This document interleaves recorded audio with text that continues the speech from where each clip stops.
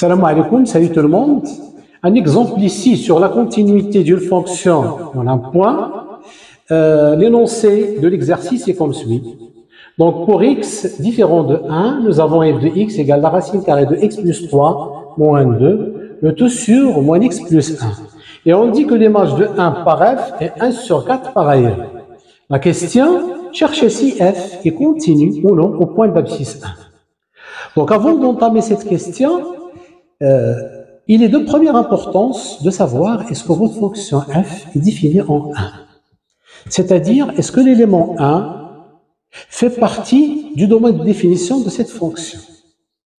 Autrement, est-ce que l'image de 1 par f existe dans R?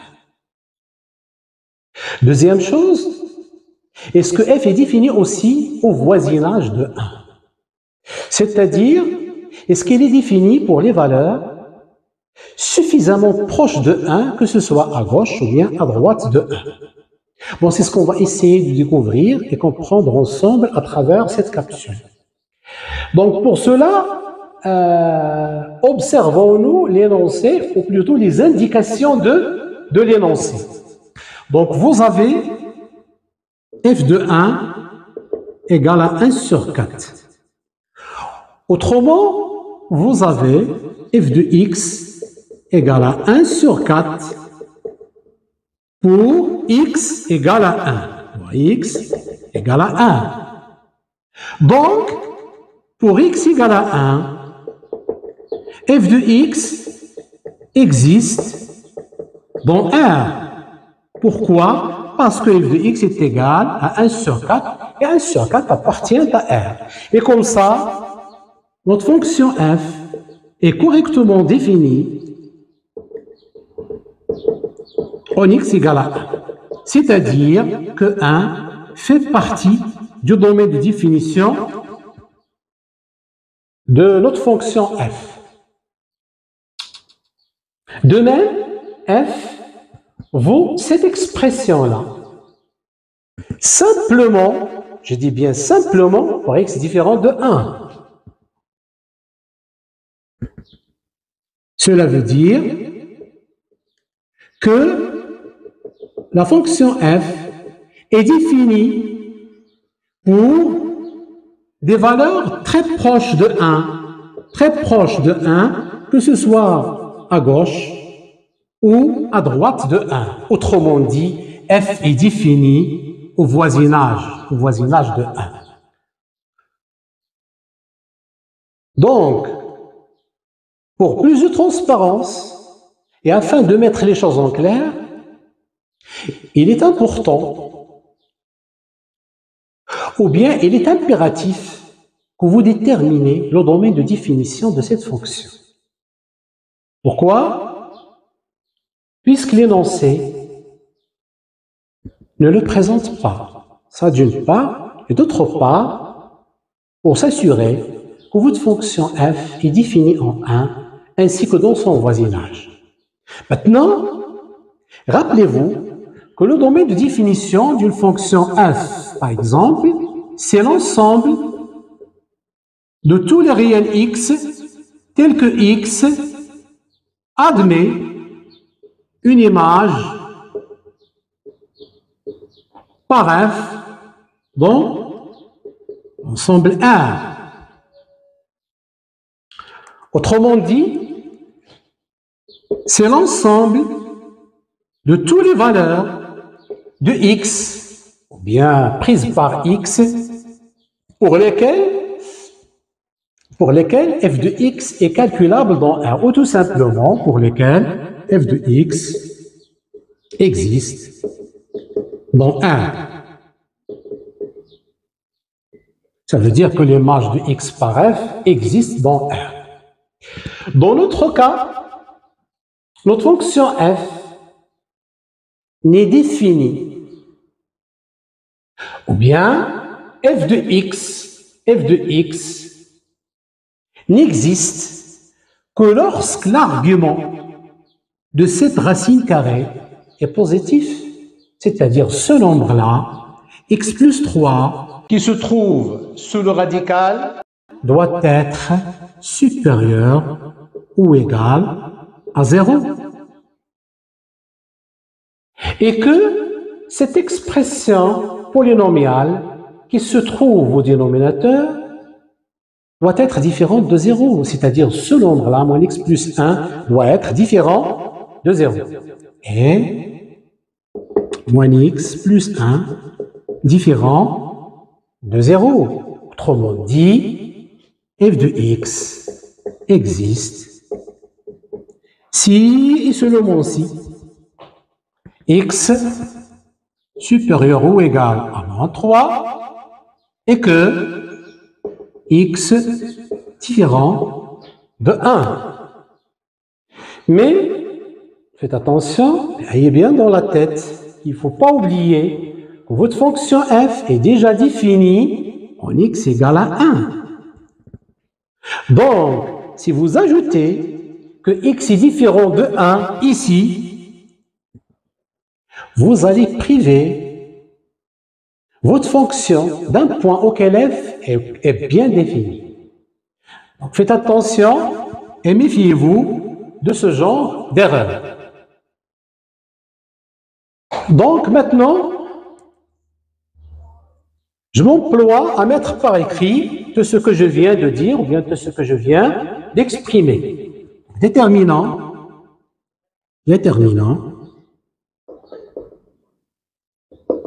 d'abord df. On sait déjà que f de 1 existe puisque 1 sur 4 appartient à R. f de 1 existe dans R car f de 1 égale à 1 sur 4 et 1 sur 4 appartient à R. Donc, f est bien défini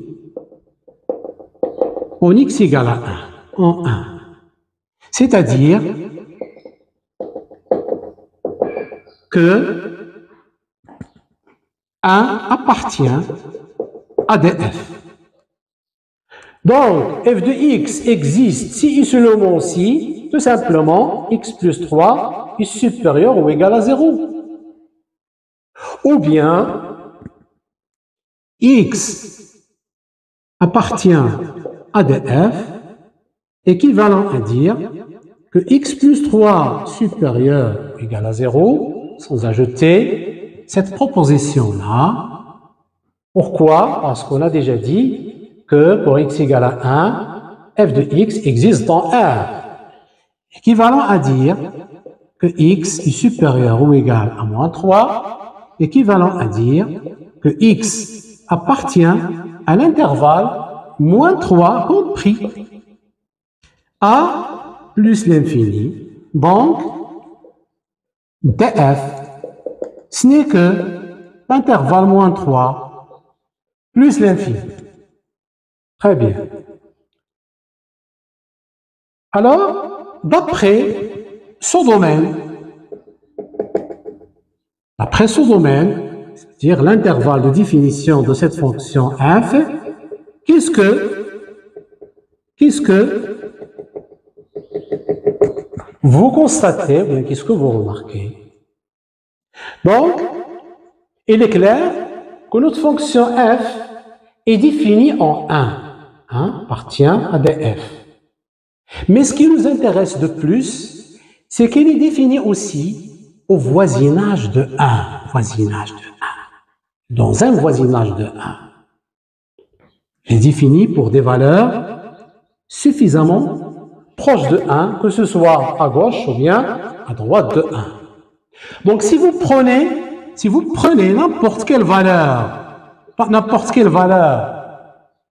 suffisamment proche de 1, vous pouvez calculer facilement son image par f, ainsi que la limite de f de x lorsque x tend vers 1. Donc, ce qui vous permet, est sans doute, d'analyser uniquement la continuité de f en 1. Maintenant, supposons que f n'est pas défini au voisinage de 1. Tout simplement, c'est une supposition. Donc, si f n'est pas défini au voisinage de 1, cela signifie qu'il n'y a pas de valeur suffisamment proche de 1 pour que f soit défini. Et comme ça, il est impossible de calculer cette limite. Par conséquent, la question de la continuité de f en 1 ne se pose pas. C'est-à-dire, on ne parlera pas de continuité. Donc, en général, ce que vous devez retenir, c'est que la continuité d'une fonction en un point, ou bien la continuité en général, est étroitement liée à la notion de limite. Est étroitement liée à la notion de limite, qui repose elle-même sur le concept de voisinage. Très bien. Maintenant que nous avons énoncé et affirmé que f est défini en 1 ainsi que dans son voisinage, et ce, d'après ce domaine de définition de la fonction f, nous pouvons nous pencher sur sa continuité au point d'abscisse 1. Donc, étant donné cette question-là, il est demandé d'examiner la continuité de f, mais, attention, sans tenir compte aux limites à gauche et à droite en 1. Pourquoi? Donc, puisqu'on ne nous a pas précisé, ou bien souligné, si c'est à gauche ou à droite de 1. Alors, c'est pourquoi il est important de rappeler une notion clé traitée en cours telle que la définition de la continuité d'une fonction en un point. Soit f, une fonction définie sur un intervalle ouvert i avec x0, un réel élément de i, si la limite de f de x lorsque x tend vers x0 égale à f de x0, c'est-à-dire l'image de x0 par f, dans ce cas, on dit que f est continu en x0. Donc, prenons cette proposition. F est définie sur l'intervalle ouvert i avec bien où x0 appartient à i. Donc, vu cette écriture, il est clair que f est défini, je m'excuse, il est clair que i, bien l'intervalle i, constitue le domaine, ou bien une partie du domaine de définition de cette fonction f, c'est-à-dire l'intervalle ouvert i, dont x0 fait partie. Alors, d'après ce domaine, qu'est-ce que vous constatez? Donc, on s'aperçoit que f est défini en x0, car x0 appartient au domaine de f. Donc, puisque f est défini en x0, alors, l'image de x0 par f est calculable dans R. Donc, f de x0 va prendre une certaine valeur réelle L. On s'aperçoit aussi que f est défini pour les valeurs très voisines de x0, bien pour les valeurs suffisamment proches de x0 des deux côtés. Alors, f est défini aussi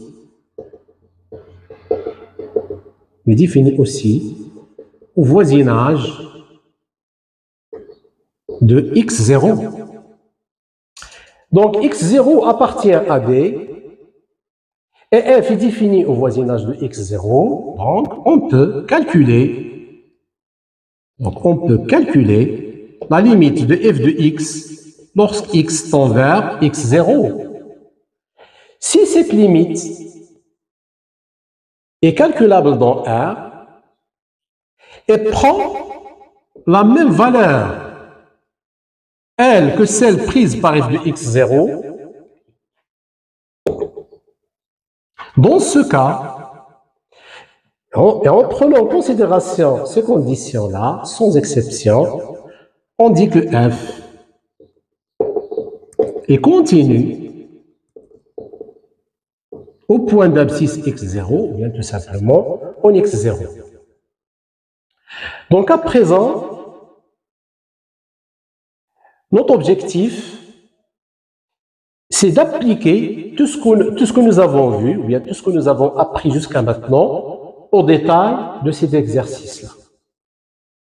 Ainsi, f est continu en x0 égale à 1, bien tout simplement en 1, si nous pouvons respecter ou bien réaliser ces conditions-là. Autrement dit, si f est défini en 1, c'est-à-dire si f de 1 est calculable dans R, et que f soit défini aussi au voisinage de 1, ainsi que la limite de f de x, lorsque x tend vers 1, prend la même valeur que celle prise par f de 1, c'est-à-dire 1 sur 4. Donc, si f est défini en 1, ainsi que dans son voisinage, et que la limite de f de x lorsque x tend vers 1 prend la même valeur que celle prise par f de 1, dans ce cas, on dit que f est continu en 1. Très bien. Maintenant, je vais mettre en écriture tout ce que je viens d'exprimer ou bien d'expliquer. Donc, vu df est égal à l'intervalle moins 3 compris à plus l'infini, f est défini en 1 ainsi que dans son voisinage.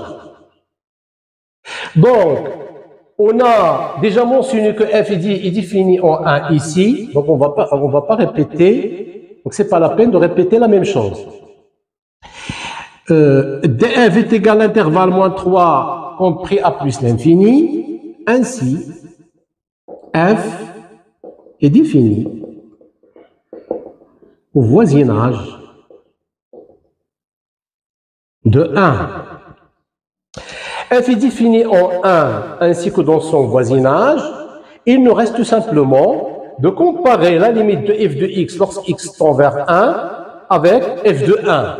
Donc, si jamais égal à 1 sur 4, f est continu en 1, sinon f sera discontinu au point d'abscisse 1. Donc, comparant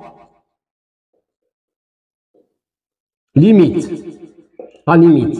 de f de x lorsque x tend vers 1 et f de 1, c'est-à-dire 1 sur 4. Donc, avant de calculer cette limite-là, remarquons d'abord que f est une fonction quotient. Et comme vous le savez bien, la limite d'une quotient est égale au quotient de limite. Alors, il est préférable de calculer la limite de la racine carrée de x plus 3 moins 2 lorsque x tend vers 1, ainsi que la limite de moins x plus 1 lorsque x tend vers 1. Ensuite, on calcule le quotient limite. Et on verra qu'est-ce que ça va donner. Très bien. Donc, on va calculer maintenant la limite de la racine carrée de x plus 3 moins 2 lorsque x tend vers 1. Donc, on a limite de racine carrée de x plus 3 moins 2 lorsque x tend vers 1. Nous substituons x égale à 1 dans cette expression-là. On obtient tout simplement 0. Pourquoi? En remplaçant x par 1, la racine de 4, ça fait 2. 2 moins 2 égale à 0. Limite de 0 lorsque x tend vers 1 est égale à 0. On fait la même chose. Donc, on calcule la limite de moins x plus 1 lorsque x tend vers 1. On a ici une expression polynomiale, donc on peut effectuer la substitution via une substitution directe. Donc nous substituons x égale à 1 dans cette expression-là, on obtient 0. Donc limite de moins 1 plus 1, c'est 0, lorsque x tend vers 1. La limite de 0 lorsque x tend vers 1 égale à 0. Et par quotient,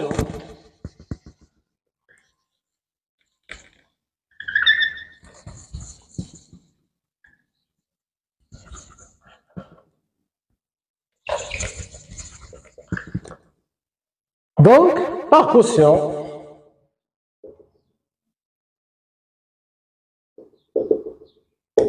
le calcul direct de cette limite, de la limite de f de x lorsque x tend vers 1, c'est-à-dire la limite lorsque x tend vers 1 de la racine carrée de x plus 3 moins 2, le tout sur moins x plus 1.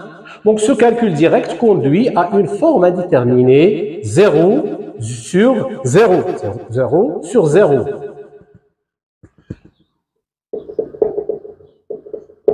Donc comment va-t-on procéder?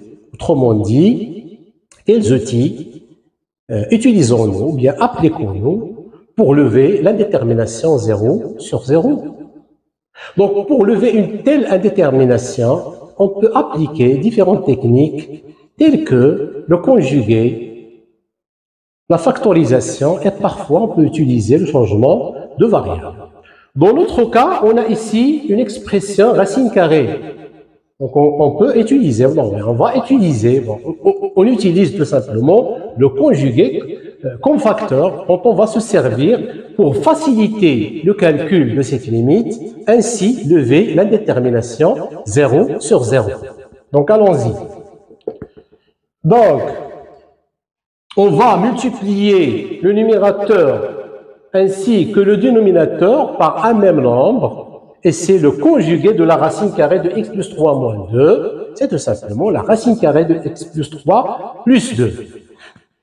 Limite égale à limite racine carrée de x plus 3 moins 2 facteur de la racine carrée de x plus 3 plus 2, le tout sur moins x plus 1, facteur de la racine carrée de x plus 3 plus 2, lorsqu'x tend vers 1.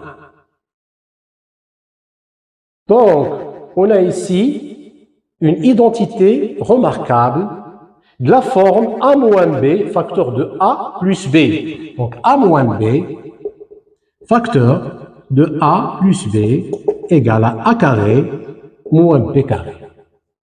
Donc, par application, on obtient limite de la racine carrée de x plus 3 au carré moins 2 au carré, le tout sur moins x plus 1, facteur de la racine carrée de x plus 3 plus 2 lorsqu'x tend vers 1. Donc, la racine carrée de x plus 3. Donc, on sait que x appartient à l'intervalle moins 3 plus l'infini, car df est égal à l'intervalle moins 3 compris à plus l'infini, équivalent à dire que x est supérieur ou égal à moins 3, équivaut à dire que x plus 3 est positif. Bon, quel que soit x appartient à l'intervalle moins 3 plus l'infini, x plus 3 est positif. Donc, de temps en temps, vous êtes censé donner des justifications. Donc, quel que soit x appartient à l'intervalle moins 3 plus l'infini, la racine carrée de x plus 3 carré est égale à la valeur absolue de x plus 3 est égale à x plus 3. Donc, la racine carrée de x plus 3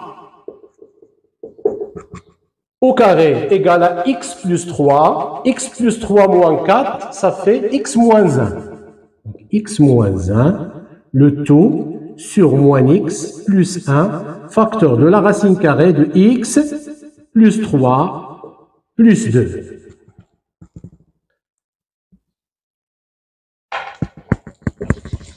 Maintenant, si on calcule, donc en calculant la limite de x moins 1,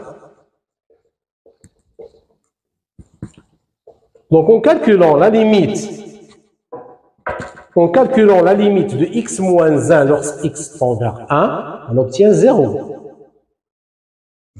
Même chose pour cette expression-là, c'est-à-dire la limite de moins x plus 1 facteur de la racine carrée de x plus 3 plus 2, lorsque x tend vers 1, donne aussi 0.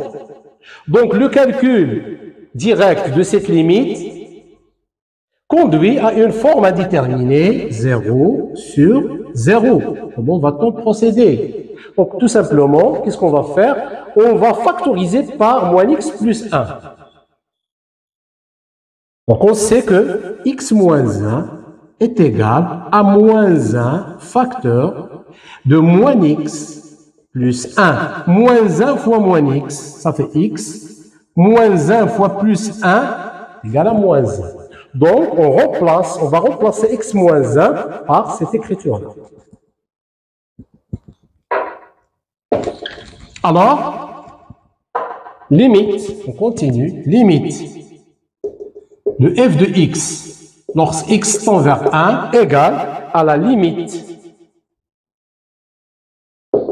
de moins 1 facteur moins x plus 1 le tout sur racine de x plus 3 plus 2 le tout facteur de moins x plus 1 lorsque x tend vers 1. Donc qu'est-ce qu'on va faire? On va simplifier par moins x plus 1, ce qui donne limite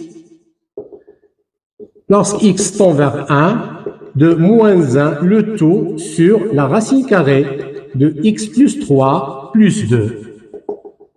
Donc nous substituons x égale à 1 dans cette expression-là, on obtient limite de moins 1 sur 4 lorsque x tend vers 1. Et la limite de moins 1 quart lorsque x tend vers 1 égale à moins 1 sur 4.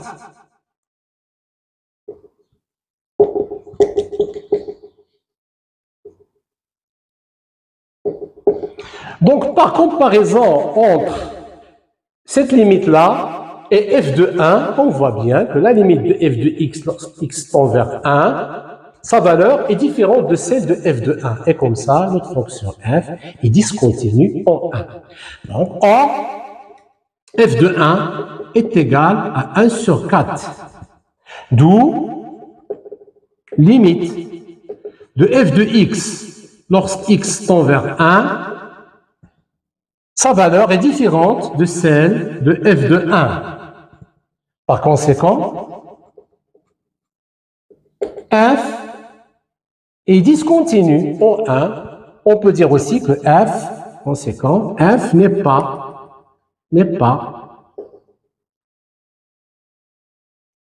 continu